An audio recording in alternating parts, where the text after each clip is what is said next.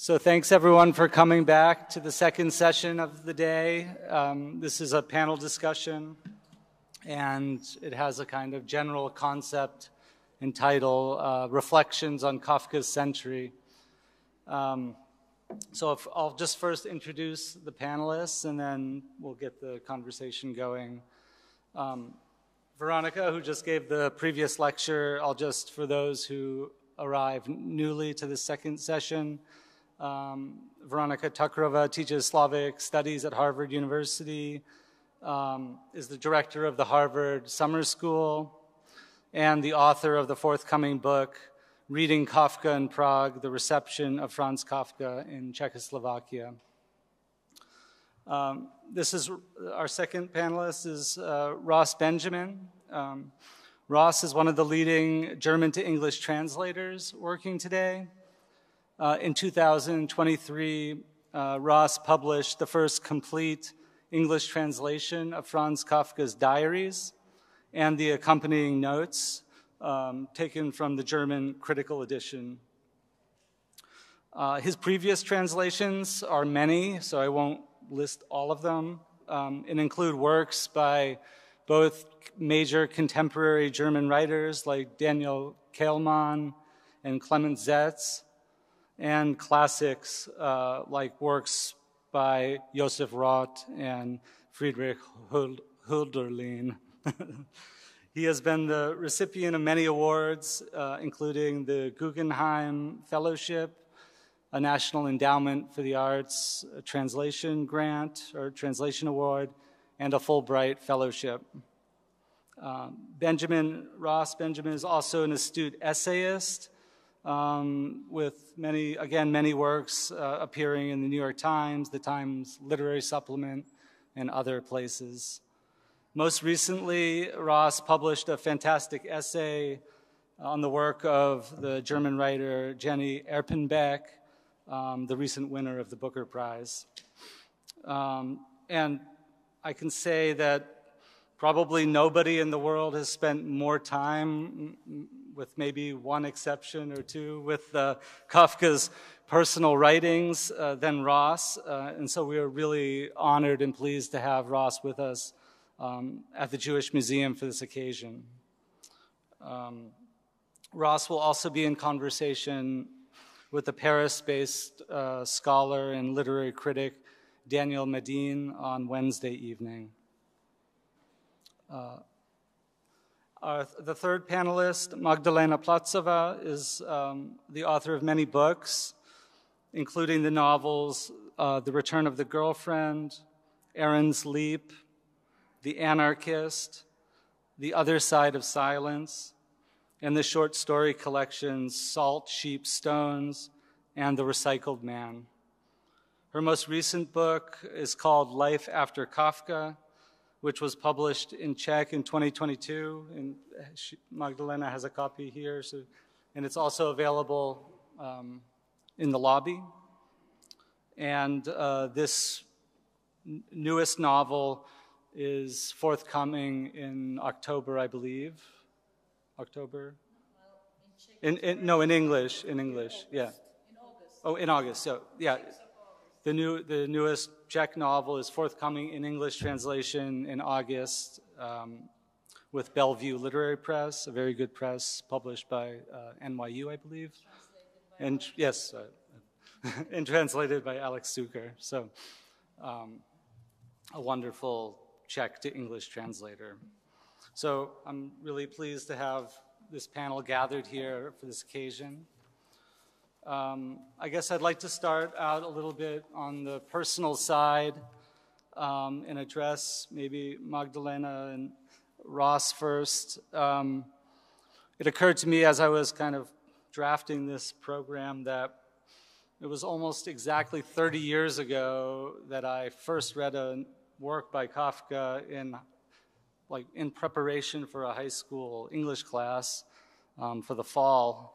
And that was really a transformative experience for me. So I was wondering if you could talk about a particular reading of Kafka that you had kind of before you became professionally involved with Kafka and the meaning that particular reading of that text had for you. Maybe we'll start with Magdalena. Well, I just would like to say I'm not a professional Kafka scholar. Far from that. Oh, it doesn't work. Okay. Although I did teach a course on Kafka here in Prague, on the New York University, and then in New York, the Gallatin School of Individualized Study. But it was it was called Kafka and His Context, and I had to do loads of studying for that course.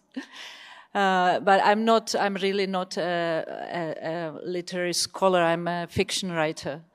Although 3 of my novels were partly based on history, on facts, and so that's I guess it's one of my favorite formulas. I like to do research. I like to reconstruct worlds. I like to fill in the gaps with my intuition. Somehow, for some reason, I'm always turning around first half of, not always, but mostly 20th century. And when I get really interested, like passionately interested in some destinies, I find out after it's some like Jewish people from Central Europe being exiled somewhere. So it's a thing, I don't think, it's not really rational. I guess I'm following some karmic traces, as Elliot Weinberger wrote. It's a wonderful book of essays, Karmic Traces, so that's it. Yeah, but my first reading of Kafka, we just came across it yesterday while walking around Prague, was really that novella or that short story description of a struggle. That was, because I did read Kafka as a young person, but that one really spoke to me. And I was for some time really obsessed with the story. I even wanted to stage it, as I wanted to be a theater director for some time.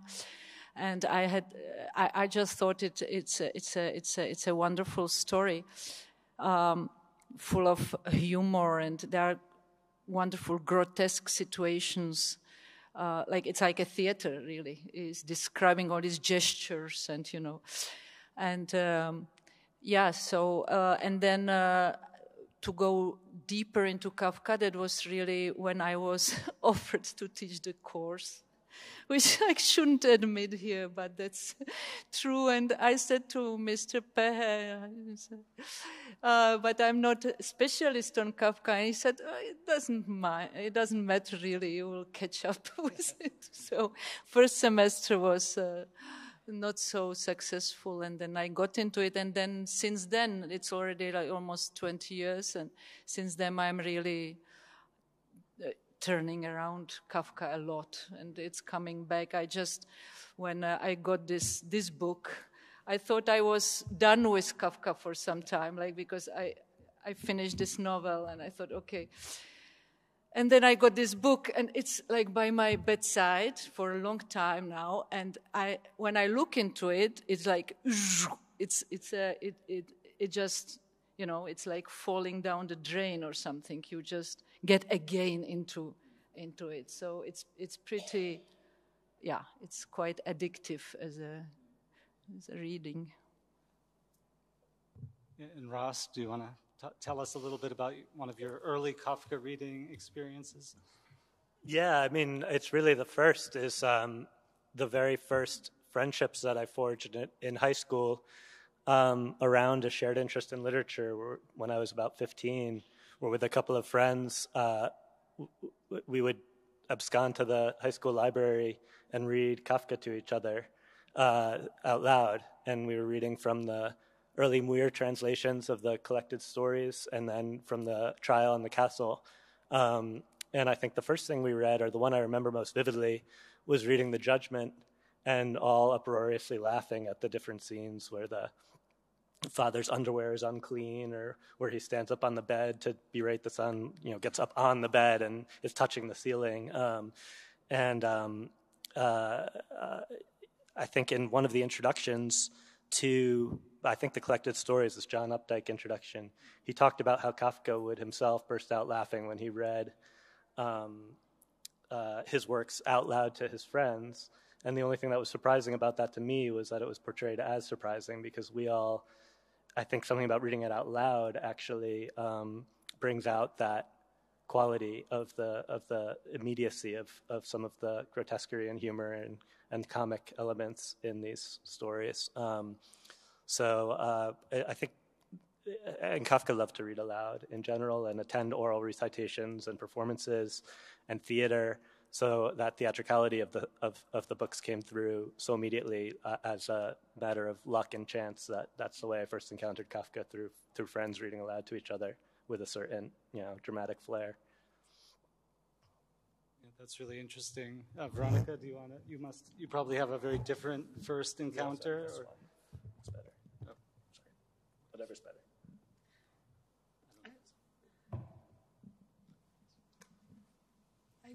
I don't think if does it work? Yeah. I don't think, I'm not sure if really different, but I remember the first book I read was the Metamorphosis or Transformation in the new translation.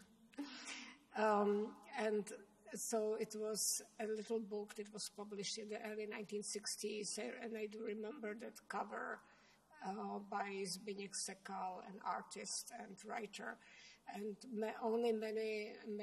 and translator, and only many decades later. So this was like my second year in high school reading. Only many decades later, when I did research, I read his diaries, the diaries of the translator, and how captivated he was with Kafka's text when he translated them in the early 1950s, at the time of the most severe censorship. So I think that Kafka was a part of our 1980s experience here in Prague. We were lucky, many of us, to have the editions from the 1960s at our home, the libraries of our parents, mostly, because Kafka was not published in the 70s and in the 80s. So some of us could access these older editions, and of course were exchanging them or borrowing them, lending them to each other. And I think only, then there was of course the experience of Prague, that somehow really played a major role in that, and somehow knowing that Kafka was from Prague, and not just Kafka, but also the other German writers, that was really significant. And it's interesting how, again, when only much later, when I started approaching these topics in a more scholarly way, I very much realized how that I have a very strong foot in in the 1980s, and having experienced that period, and how Kafka and other German authors from Prague were appreciated back then.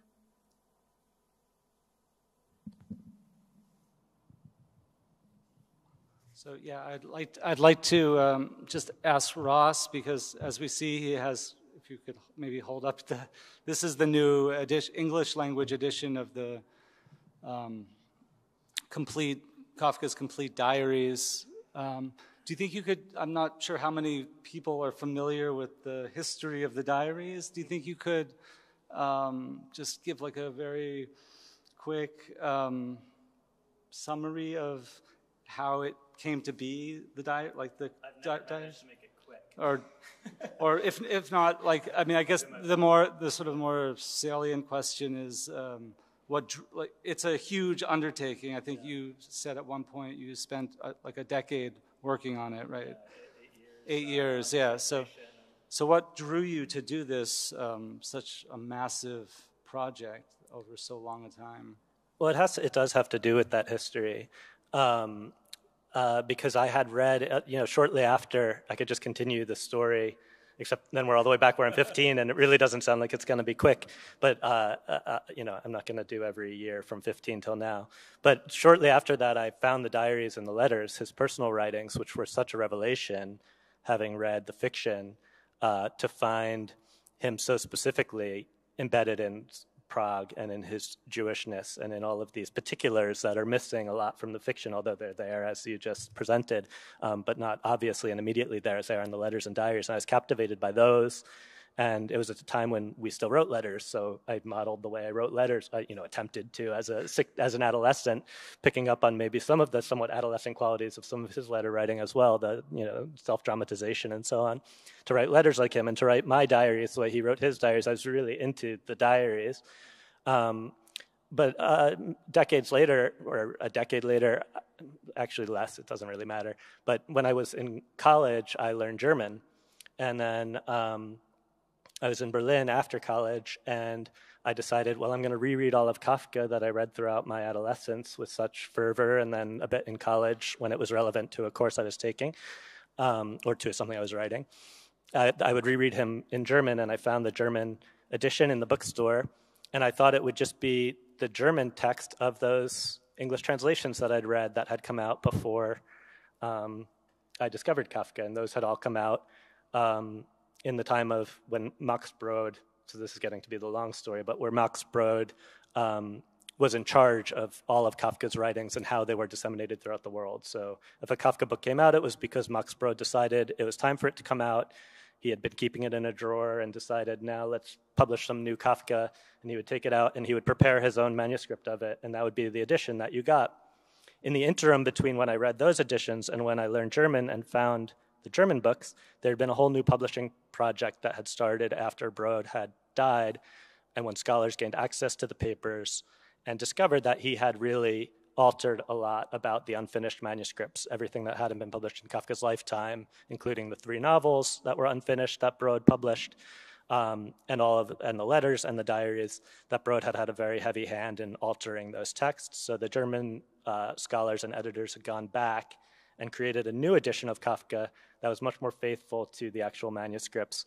And as soon as I began reading the German edition of some of the novels and the diaries, I realized I was reading a wholly different text that didn't resemble the English text that I'd read, because that had been based on a different version of the German.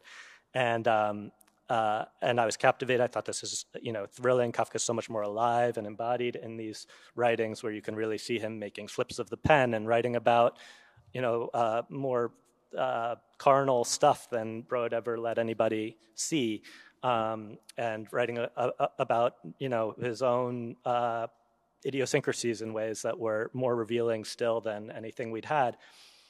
And, and then I saw that there was a publishing project going on in English of translating some of these unfinished manuscripts. Now it's like the early 2000s, and I see that the trial is coming out in the restored edition, translated based on this German edition. It's already 10 years after the German edition was pretty much complete, except the letters, which will only be complete like next year.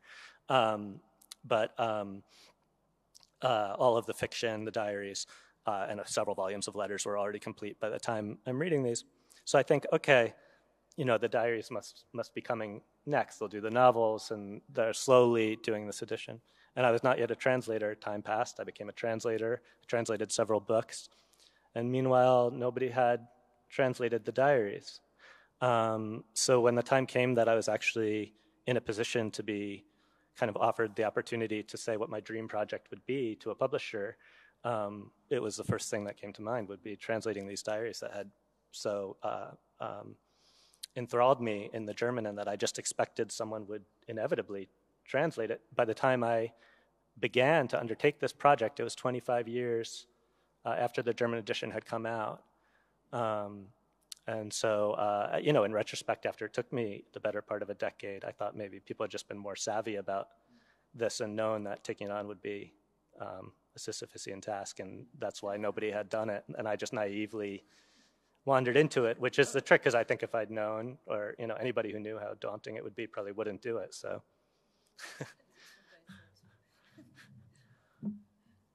so that was not quick, but that's the answer. Yeah, that was pretty quick. You must have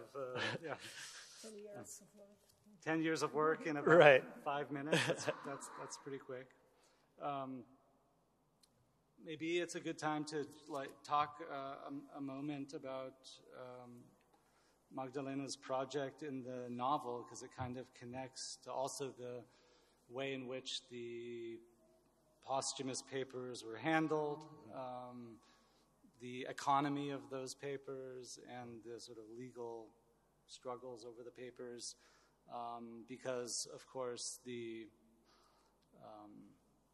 majority, maybe not the majority, but sort of at least a vast amount of the letters were in possession of Felice Bauer, Kafka's first fiancée from Berlin. And Magdalena's novel, for those who haven't read it, concerns, the title is Life After Kafka, and it sort of profiles not only Felice Bauer and her story, but also the story of her family and some other characters that sort of orbit around. So it's quite an interesting perspective on this situation, this legacy with Kafka's works, broadly defined.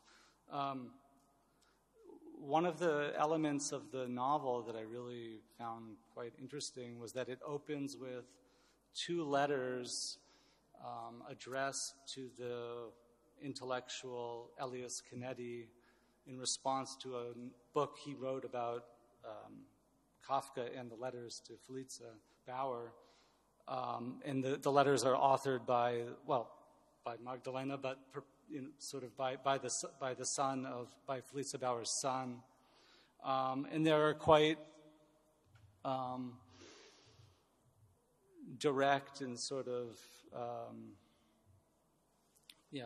quite a direct critique of the way in which he sort of appropriates her story and image and life for his own purposes as sort of an adjunct piece of the Kafka lore. So in a sense, it's a kind of critique of the whole Kafka industry in a way. So I was wondering kind of throughout the reading how you see the novel as sort of a project of correction or reclaiming of various lost elements on the periphery of this larger Kafka industry. It's there are several questions in that question. So let me start with Canetti letter. It's a very angry letter, and it opens my novel. It's like a first kind of kick, that then carries the novel on. And the anger that I capture in those letters is a real anger of a real son of Felice Bauer, who I was lucky enough to meet, to find still alive in New York, and to interview 10 years before I wrote the novel. But it was also, and he was very angry with Canetti. He was also angry with Max Brod, but he said, okay, at least Brod was kind of, sensitive, or, he wouldn't really,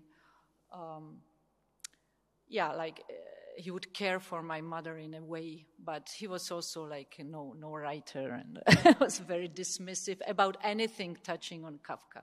He hated Grete Bloch also, and basically he hated Kafka and the impact Kafka had on his life and the life of his family. So that was one interesting theme that stuck with me for those 10 years. That like famous writer, the writer who became really a celebrity in our, sense of the word, making the, headlines for years. Like anything that came out about Kafka, it makes headlines until today. Well, this year is exception, but even without the centenary. And how actually this man, his family, who had nothing to do with Kafka, really. He was born like 3 years after his mom broke with Kafka. And how what kind of shadow it casted over his life, what kind of intimacy he felt with that writer, who he claimed he doesn't really understand. He doesn't want to read him. His letters were meshuggah. He had a terrible problem with his father. He was diagnosed, certainly. He doesn't understand why his mom would ever, had anything to do with him. In the same time, he had a kind of a personal library of only Kafka's books, which was inserted into his closet, a closet with his clothes, seriously. And inside there was a little library full of Kafka's books and books about Kafka. There was also Kafka und Prag. It was probably, Frinta's book.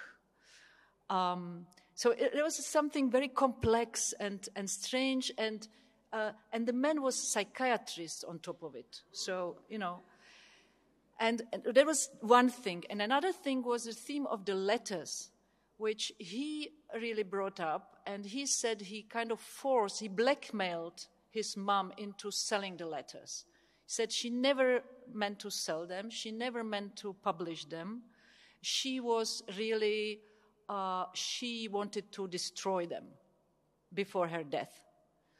Now, why she didn't do it, that's one question I wanted to answer in my book. And also the way, because it was after Letters to Milena were published and became a global bestseller, that this hunt for any letters from Kafka began. And until then, she was kind of an anonymous person. Nobody really cared for her. But from 1952 on, she was really hunted, Schocken was after her, and Brod, of course, was putting pressure, and then her son joined in the hunt. So, and I was asking myself, so if she wanted to destroy the letters, why she didn't destroy them? Why she would give them up in the end, which, as her son confirmed to me, she perceived as a betrayal, personal betrayal on Kafka. But in the first place, why would she keep them? Why would she carry them from Berlin to Geneva to Los Angeles? She had them hidden somewhere. Nobody knew about them. It was kind of a taboo in the family. So why would the woman carry those letters if she wanted to destroy them, really? So that's, yeah. And how was it when you were writing? Was it difficult to keep her centered in the novel as opposed to kind of slipping always back into kind of the Kafka realm? I mean, you also have Schocken coming in there, and Max Brod. Several characters, so it's not only about Felicity. There is Salman Schocken, there is Grete Bloch, who is quite central at some point. There is Ernst Weiss. There is then there is family, her family. Then there is Kafka's son, who appears out of the blue, Mr. Applebaum, who I will not reveal for people who didn't read it. I can't really give that one out. But I knew it started with Felice. It started with her letters. And I was getting to her, through all these people, through myself also. At some point, I had to insert myself into the story. And then, actually, in the first version, which Veronika read, I think, Kafka's letters were not there. The words, the quotations from Kafka's letters. There was this, but there. So I added them after because I felt that he has to be heard at some point. His words have to be heard. But the heart of the book for me is, which I'm kind of circling around and approaching and then hitting, is really Felice confronting the letters and confronting her past and herself now, relating to the past. But that past is also... There are also, resonance of Holocaust. There is always this theme coming back in some way. of course, of the dead, relatives, everybody who is of the old Europe, which doesn't exist anymore. So this part of the book starts with actually, she's saying, this one is dead, this one is dead, this one is still living in Berlin, but is it still that Berlin? They told me it's totally a different city. It was actually East Berlin where her sister lived. And the town where she was born, it's in Poland now, and it changed the name, and there are no Jews there. And, so it's really about, it's this disappearance of one world which she's confronting through her story with Kafka. So she's not like the main character in the classical way, like, being there from the beginning till the end, but she's the heart of the book, I think. Yeah, I read the book, and I think you really succeeded. My book. She really feels like the emotional core of the book, like that her experience does feel centered with all of the cameos that are made by other people and all of the sort of world building that has to take place. Her emotional conflict really feels centered to this reader of the book. Yeah, thank you. I guess that's a good transition to, I was going to bring up this issue about this sort of vanished world. So it's nice that you kind of described that or sketched that a bit. At the end of, Rainer Stock, at the end of his massive 3-volume biography of Kafka, writes,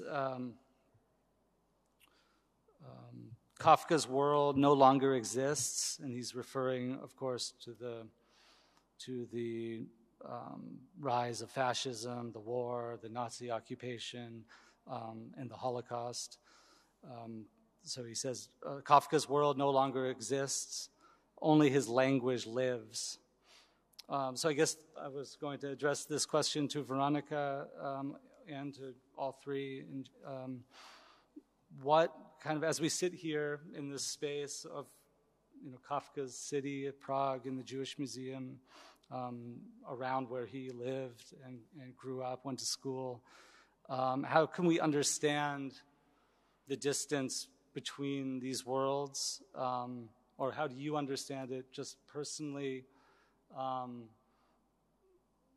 In what ways you feel maybe close or connected to Kafka, or that today's world is connected to his world, and in what ways, like, sort of fundamentally estranged from that world and unable to access that sensibility. So maybe I'll start with Veronika on that one.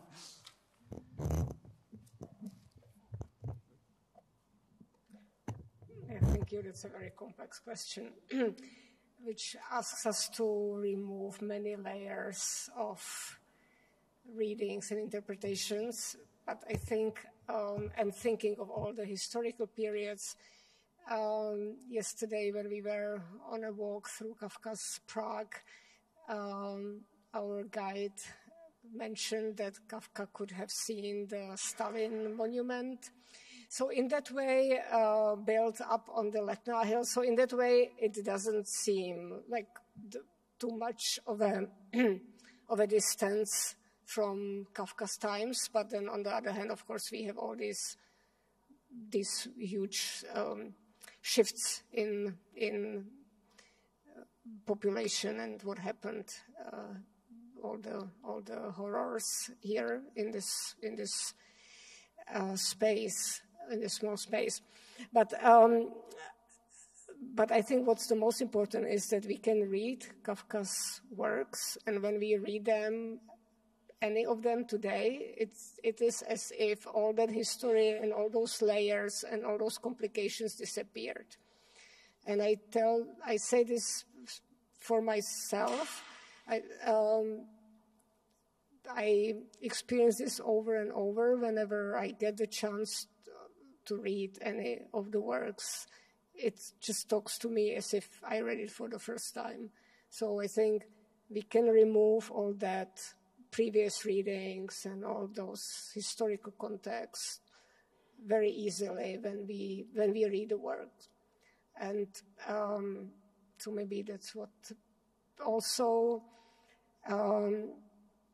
I did speak to a few people in the last few weeks who mentioned that young students, high school students, read Kafka now and feel very connected to the writings with all the attention to their personal lives and and what they are experiencing and the uncertainties that they are feeling all around them.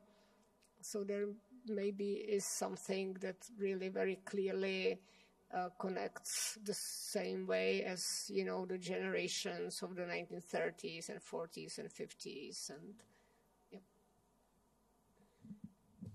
yeah. Ross, would you like to venture into that question? Or?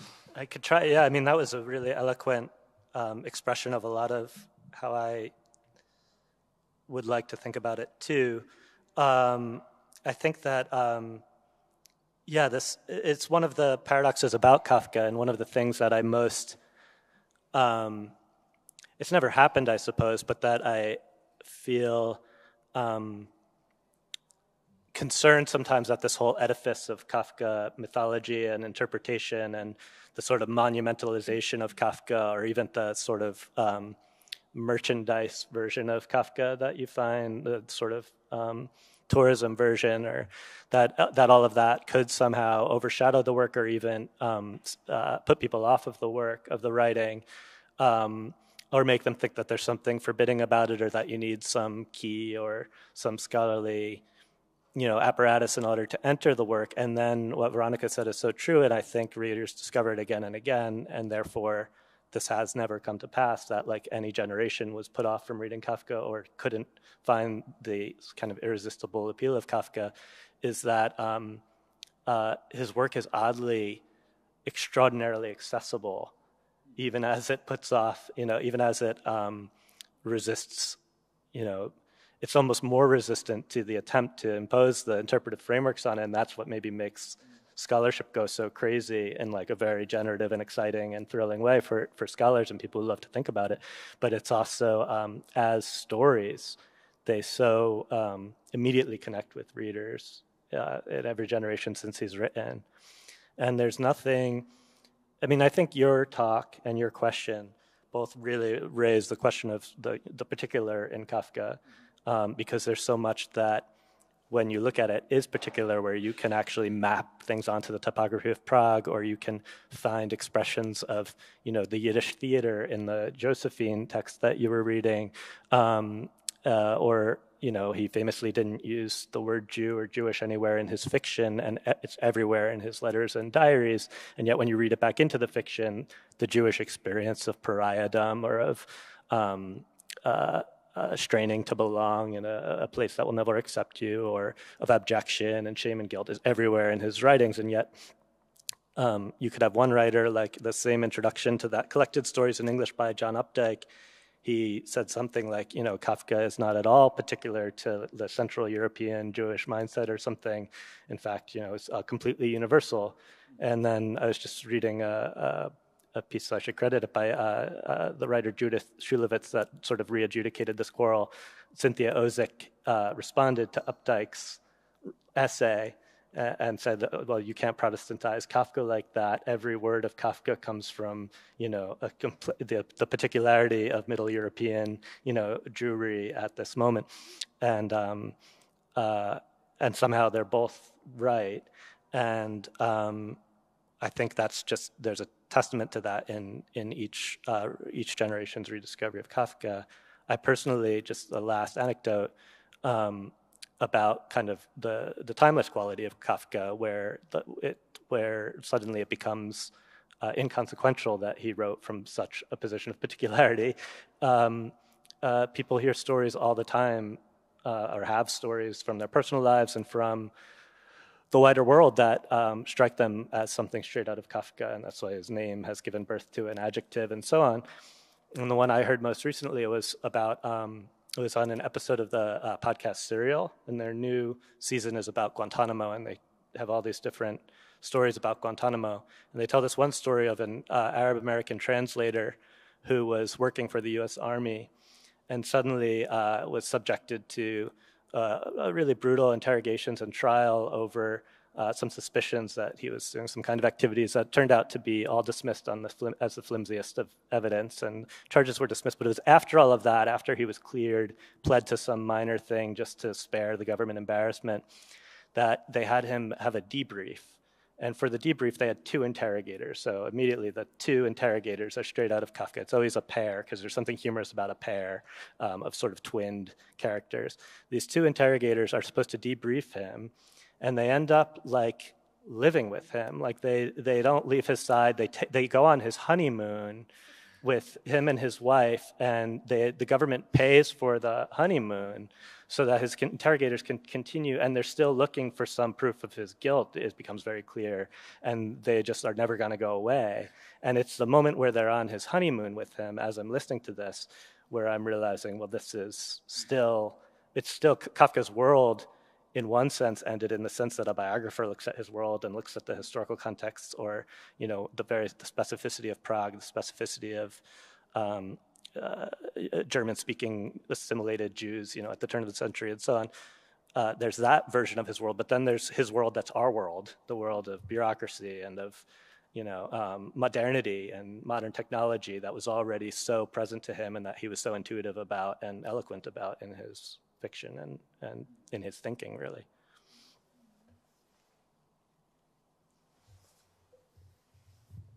I guess I would like to just follow up with a kind of diaries question, if you don't mind. I love diaries questions. I'm also not a Kafka expert, just a diaries expert. Yeah. No, you're certainly a Kafka expert.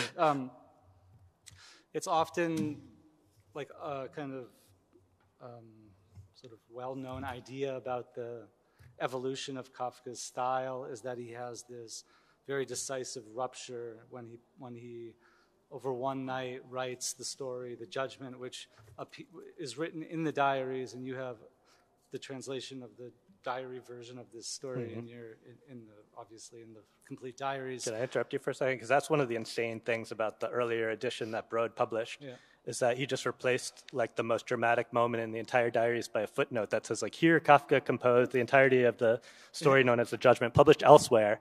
And then you get like his entry afterwards about this ecstatic writing experience.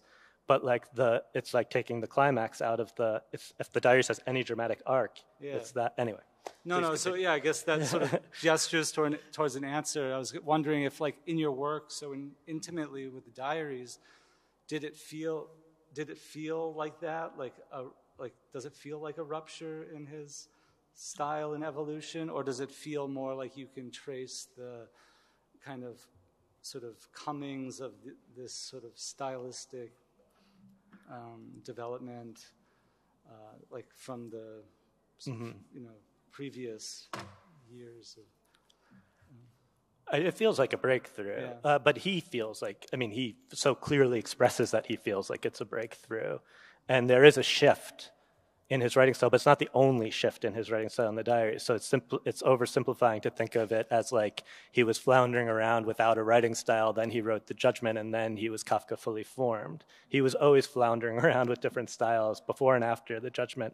And that's one of the, like, if I had to describe the arc of the diaries, it's like, struggling to write, writes The Judgment, has ecstasy, finally can write, then just struggling to write. Like, he never recovers that moment. He tastes that moment, and then he complains of every other, he wrote The Judgment in a single night, and that's what he boasts about in the following entry, or celebrates, and is elated about in the following entry after he writes The Judgment in the diaries, is that this is the way writing should be done, in such a cohesive fashion, in a single sitting. I was up all night, he brags. He's not necessarily bragging to an audience, but he's bragging to himself or to an audience. Yeah, he goes into his sister's room, immediately reads it to them, and the reading is perfect. And then, but also like the unmade bed, and when the maid walks in to ask about, he's like proud that he says, that he didn't sleep, and that he says, I was up all night writing, and feels really proud. And so that sense, before that, you see these writing attempts in the diaries. You literally witness them in this version, and that's one of the things that Broad really downplayed, was where he's taking the stabs at the same piece of writing over and over and over again and breaking off, and then you sense his frustration as he sort of comes back and rewrites it. You also sense like, this is incredible, like what, you know, he's writing incredible stuff, but then he can't seem to keep going. He breaks off, he starts again, it gets really staccato at times, and sometimes there's dozens of drafts of the same thing. Then he has that cohesive moment where he feels like everything flows before him as in a body of water. And then it starts to be fragmentary again, and he's struggling again to recapture that, and he complains of stories that he did finish, like The Transformation, more commonly known as The Metamorphosis. He complains how he had to go on a business trip for 2 weeks, and that's why the ending of The Metamorphosis is imperfect by his own estimation. This is the ending we all know. In these diaries, he makes several attempts at alternate endings for In the Penal Colony, after having already published a copy of, you know, the version that we know. So you get this sense of the provisionality of so much other than the judgment in his own estimation and in his own writing struggle. But there are like very recognizable shifts in his writing with the judgment to answer that question. Like certainly this kind of more impersonal narration that we see in a lot of the longer fiction that stays very closely to a protagonist's point of view, but with a kind of clinical distance and some degree of irony or distancing techniques and so on. Like that sort of arises with the judgment.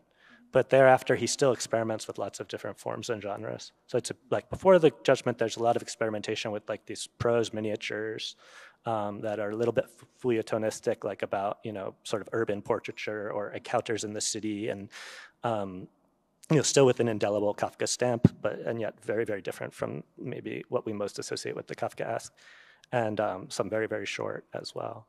And then there's the judgment pieces that maybe we would group together, like The Transformation, and which is almost a novella, and then the unfinished novels that are written in maybe that style. But then he went to Zurau and started to write these really philosophical aphorisms that are almost like riddles. And there's this big gap in the diaries where he's writing in those notebooks, like those are known often as the blue octavo notebooks, which is just the color and the size, right? And these were brown quarto notebooks, and he called these his diaries, and those were his aphorisms. But then he comes back and he writes those in the diaries too. So he never stopped being experimental and kind of restless in his inventiveness. So there's not one sort of, he never reached an endpoint, right? And he wrote parables and very biblical style pieces as well, and sort of midrashic kind of pieces and letters, of course, and all of that. The diaries are rich because they sort of include all of those genres. He drafts letters in there. He drafts reviews that he always thought about becoming a freelance writer, but he couldn't really finish any of his reviews. And yet he wrote like hundreds of pages of basically theater criticism of the Yiddish plays that he visited, you know, summarizing them and describing the actors and the backstage. And so, yeah.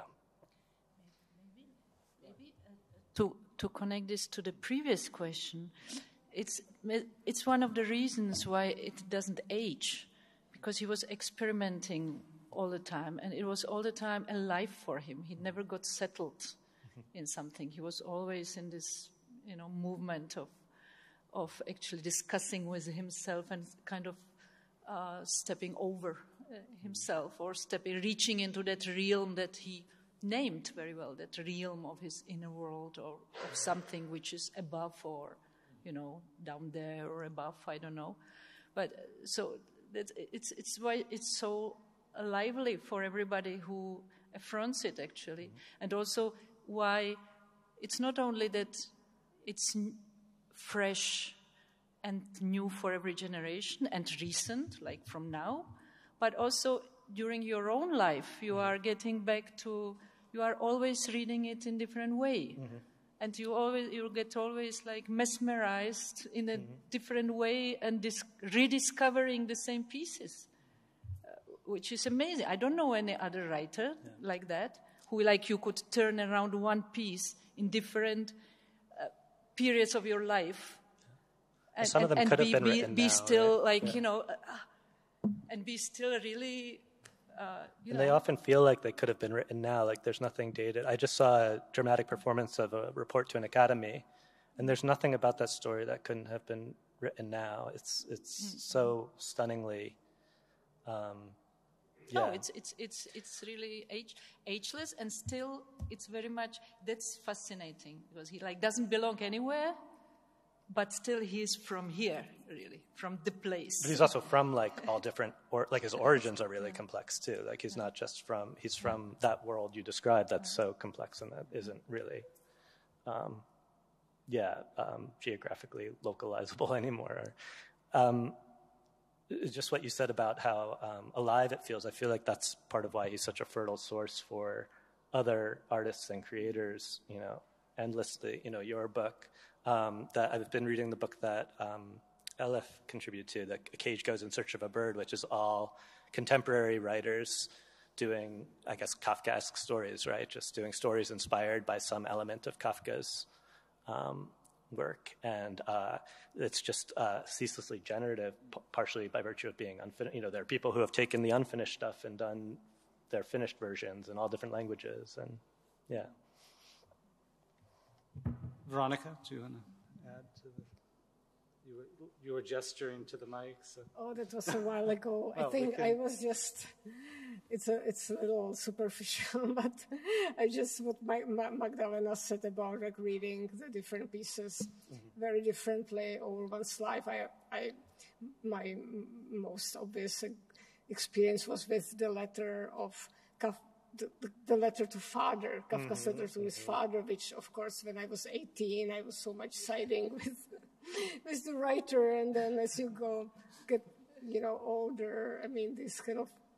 You really just read it very differently. I was reading that one morning, and he was complaining about his father reproaching him. Says, I'm not reproaching him for insufficient Jewishness, and how he never understood why he had to go to Hebrew school, because when he went with his father to the temple, his father was like one of the loudest people talking in the back, just doing business deals or whatever, and like it was 4 times a year. His father seemed so uninterested in his Judaism. Why was he reproached for being insufficiently interested? And then when he finally got really interested in the Yiddish theater, his father was contemptuous. And then I had to walk my son to Hebrew school. And he was saying, like, why do I have to go to Hebrew? Like, you never go to service. Like, I just roll in at the end of services and pick him up, you know. I was like, okay, well, Kafka was really mad that his father reproached him for inadequate Jewishness because of the hypocrisy. I won't do that. I'll just say, yeah, I'm not really that into it, but like after I had to go to Hebrew school, I decided I wasn't that into it. And that's what, So I think I did better, but, you're in the position of the father for sure, and you used to be in the position of the powerless son. Yeah. I think we're there. So I just maybe will, in the last few minutes, open it up for any questions from the audience, and I'll can deliver the mic. So, yeah.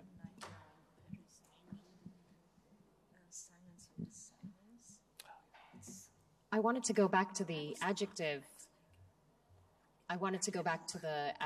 Kafkaesque. There's a wonderfully bitchy moment in one of Roland Barthes' early essays where he inveighs against the adjective Kafkaesque, and he says there's nothing at all specific about that term to Kafka. It's just a synonym for all of the tropes of alienated modernity.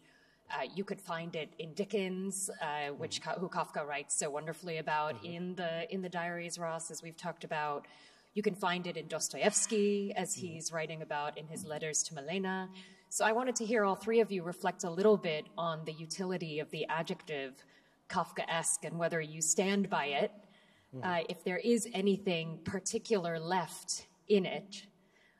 Or perhaps you could speculate as to how he has become emblematic of all the alienated tropes of modernity. Why him and why not another writer?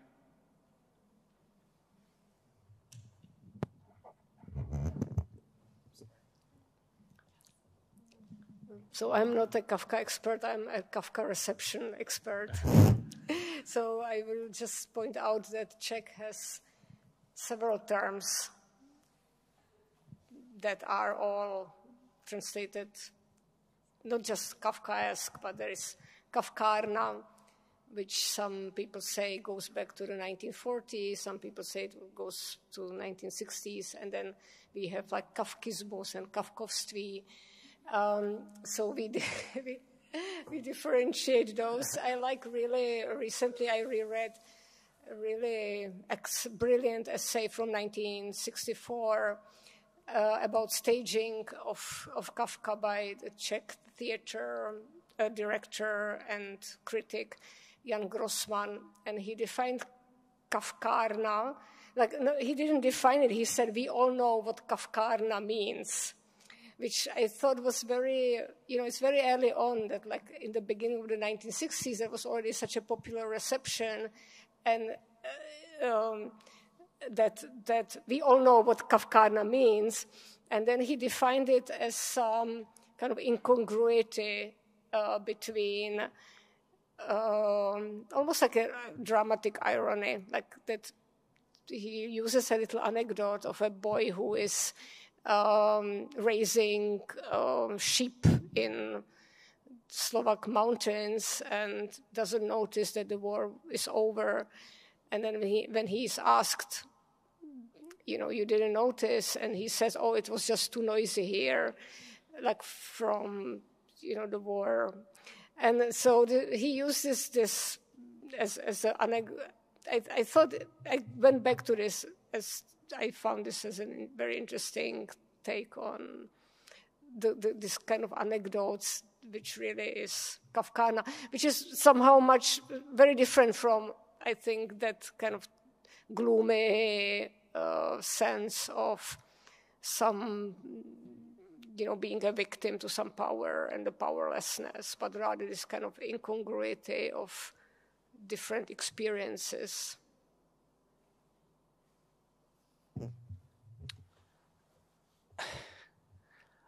So I think there's something about the word Kafkaesque that does capture something about Kafka, but more so I think it shows that Kafka captured something about our world, meaning the modern world, that maybe Dickens was onto, and Kafka even maybe needed Dickens to pave the way.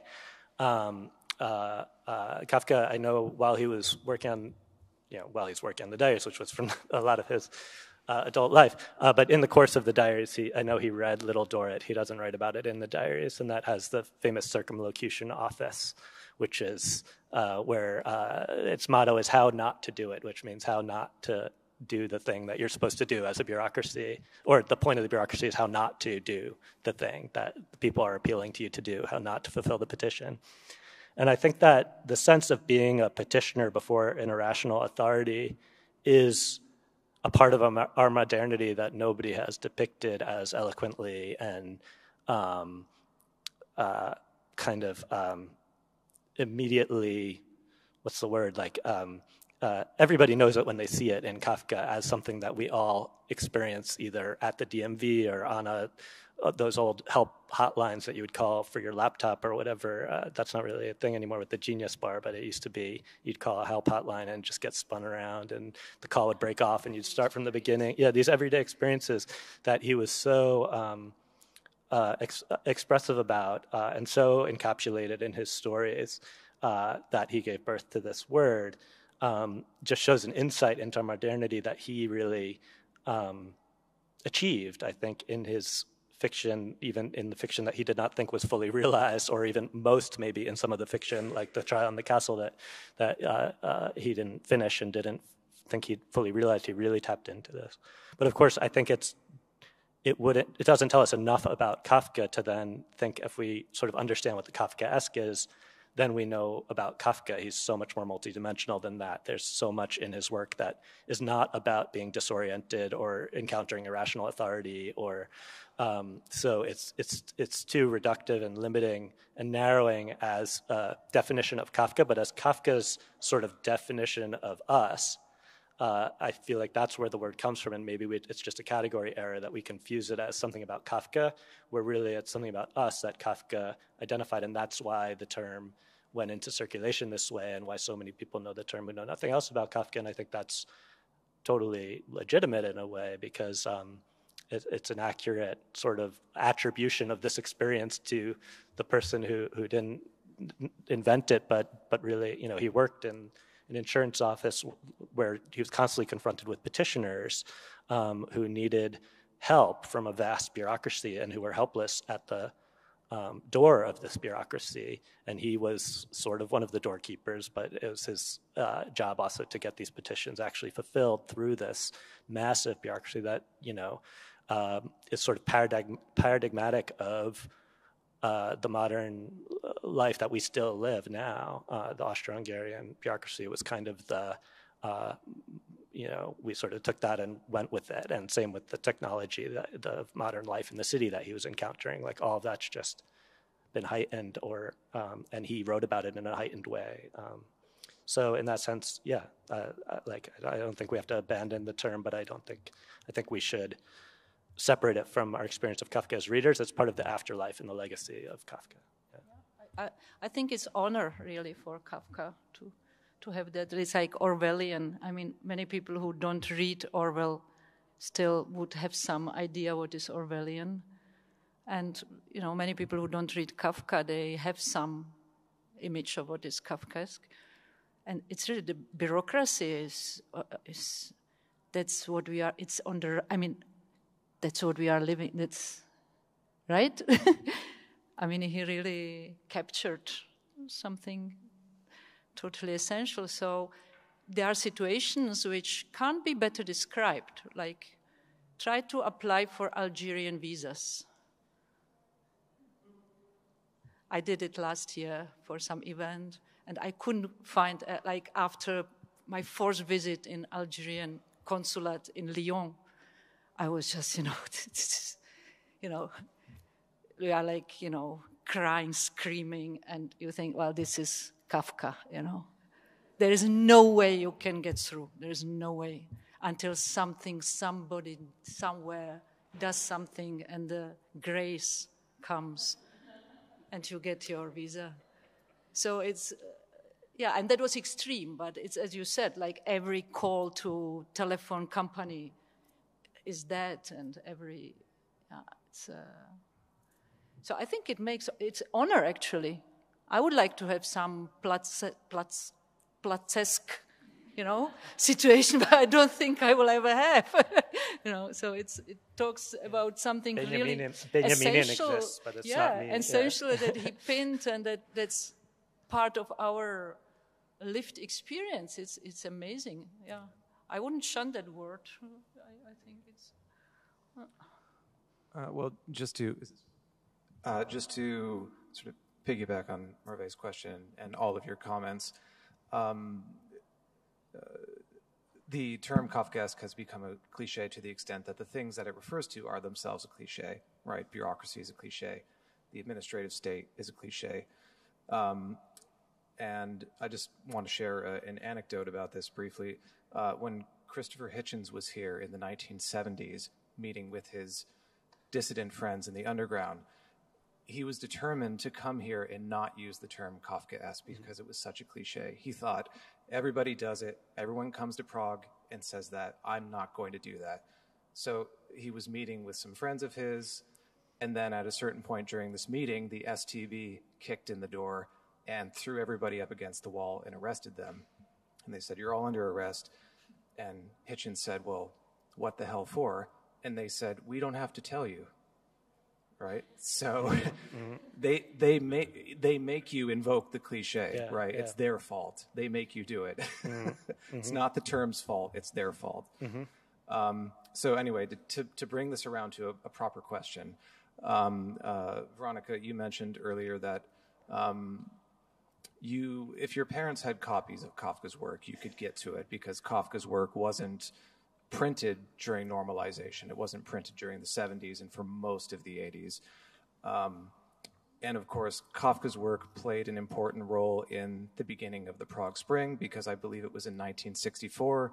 There was a literary conference organized in Liblice by the Czech Academy of Sciences, or Czechoslovak Academy of Sciences, where Kafka's work was discussed openly for the first time since the communist coup in 1948. And that literary conference was met with no retaliation from the regime at the time, which gave writers and intellectuals a little more confidence to keep organizing events like this, and eventually it led to the Czechoslovak Writers' Union organizing conferences here in Prague, where Kafka's work was openly discussed. And so I would just like to hear maybe Veronika and maybe Magdalena and Ross talk a little bit about what you think Kafka's relationship was to artists and intellectuals living under a totalitarian regime in the mid to late 20th century here in this part of Europe.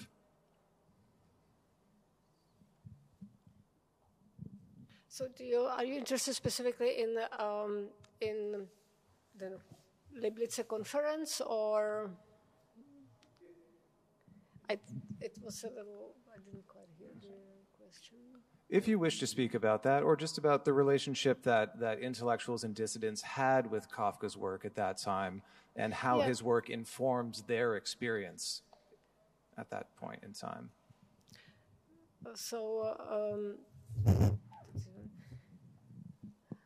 So the Kafka conference in '63, I think, was a little bit overrated because it was a very political discussion among different fractions of the Academy of Sciences, and of course the state, that so the leading figure, Eduard Goldsticker, in his wrote that he wanted to explore why is Kafka so considered such taboo at the time. Why does the communist state so much rejects him? And then so he was so they called forth this conference that was at the time when Kafka's books were not available. Goldsticker himself was like scrambling days before to find the books so he could read them. And the discussion there was very, very cautious. Basically, the question was, does alienation persist in socialism, or is it only characteristic of the capitalist societies? And this seems a very, like when later on the Liblice conference was cited as some very courageous act. So when you read it backwards, when you go back to read those papers, you are surprised how lukewarm and tepid all those papers were. They were so cautious, so much like the leading paper, the opening paper, rejected Kafka in favor of Gustav Fučík. Gustav Fučík. What's his name? What's his name? Julius Fučík. So we don't even remember his name. No, Gustav was his. So Julius Fučík, who was this communist resistance fighter who died during the Second World War, and the communists appropriated as a kind of model hero. He's the courageous hero, while Kafka is the defeatist. Oh. And the opening paper said Kafka is an interesting testimony to the overcome, dying end stage of the bourgeois capitalism, but we are giving our heart to Julius Fučík, who was not a defeatist and who embraced joy and life, unlike Kafka. Yeah, so this was really the tone of the conference. Is that coded anti-Semitism? Or?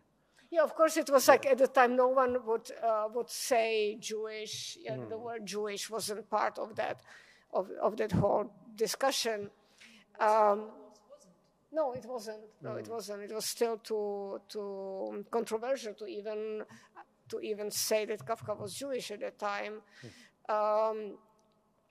So for a few days the conference took place, and it was very much, of course, watched from Prague whether it would be stopped, and it wasn't stopped, as you said.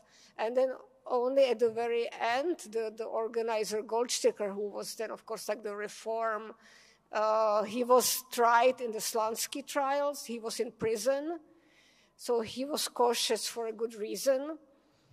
And at the end, he's like the most radical expression or phrase was that he said, Kafka remains relevant here because alienation still persists under communism. So from like later point of view, this seems like, where is the radicalism, or where is, but that was 1963. He also interestingly said that we should now allow, so it was at the time when Kafka was not published in Czechoslovakia, so this bizarre conference took place, and only after the Marxist scholars agreed that Kafka is somehow okay for the communist society, they approved publication of his works in Czechoslovakia, right? So they debated him without the public having access to his books. So the last kind of argument that Goldsticker brought was, he said, and comrades, I heard from one of my comrades that his son exchanged his moped, for a copy of the Castle. So, which kind of shows the value, like the monetary value of that. But it's also kind of like that Levi's ad with the. Yeah, and that what I like about it is that he really brought it as like the last argument. So this is why we need to publish Kafka from now on, because our youth is really interested in him. Yeah. It also has to be said that the Kafka's work in 60s, when it was published, it was always garnished with afterword or preface, which was explaining Kafka from the Marxist point of view. And Goldsticker authored many of these afterwords or forwards, where they were talking about his socialist, penchant tendencies, and about his. So they were really trying hard to filter Kafka through this prism of Marxist-Leninist doctrine. So the first chapter of the novel America, The Stoker, became very useful in that, because he was basically like the whole his paper was, he is this good stoker, he's this good worker who is in some conflict with these Germans and these Romanians on the ship. But the first translations into Czech by Milena Jesenska were published in the context of leftist print. Yeah. So it wasn't totally like, he was in that context, and he did have that, social kind of socialist, heritage, or it's more from his work, what he did for work. It was he really did help workers. He was social-minded person. So they were not making it up, but they would just really focus on it, like emphasize this so it can go through the censorship to the readers, I think. Yeah, I mean, ideological claiming of Kafka, like some of his work was published in Zionist magazines, right? So there's, attempts to claim him by nationalities, by ideologies, and it's kind of, you can find. Right, the attempt to who owns Kafka, right? Yeah, it was also a veiled discussion of the trials, the Stalinist show trials in the 1950s, which it was like the first moment in 1963 that these show trials started being not publicly discussed, but even, so there was like this elephant in the room in the Liblice conference, because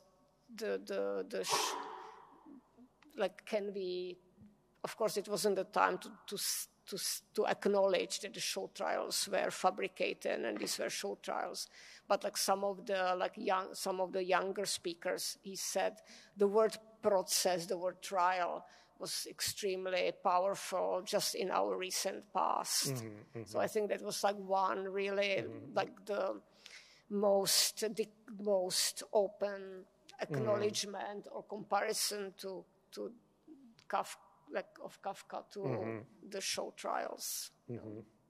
And of course the novel was the most controversial, so it wasn't published. It was only published once in 1958, and then never until the 1990s while all the other works were published.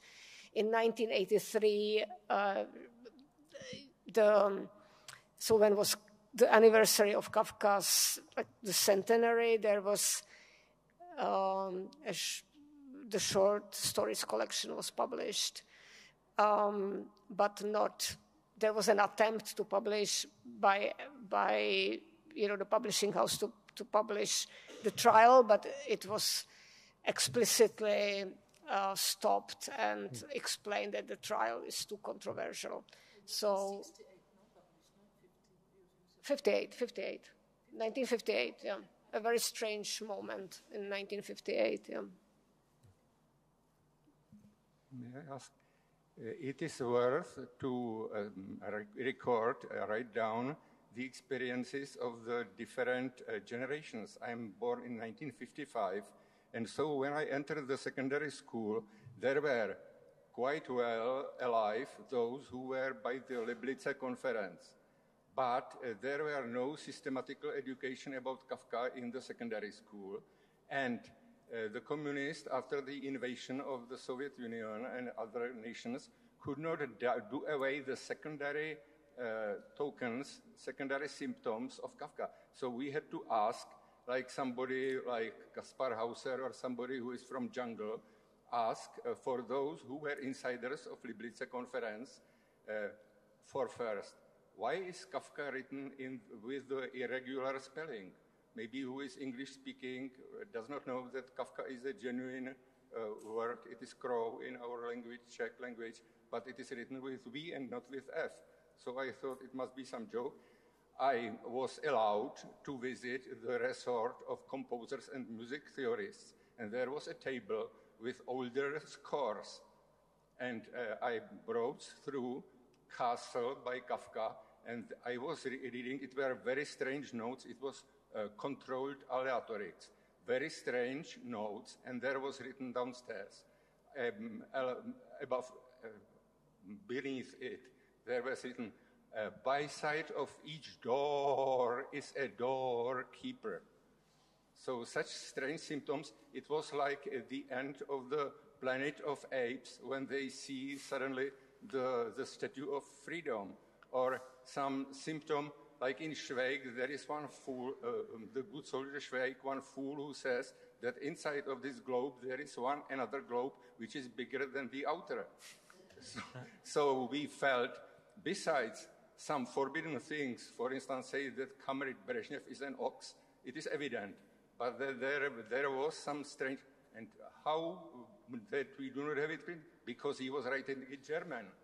And my cousin from Italy came and said, Kafka wrote a Metamorphosis. And I said her, you were always bad student, stop joking, Metamorphosis wrote Ovidius. And I was asking process, it is process like by court. Yes, and it is a Roman. Yes, it is. So this was these secondary symptoms, like really as if I returned from a jungle, because there was not normal standard secondary school curriculum from born, died, and so on. This not. Mm-hmm. This not. We were to asking, for instance, similar how the baby gets into the belly of mom.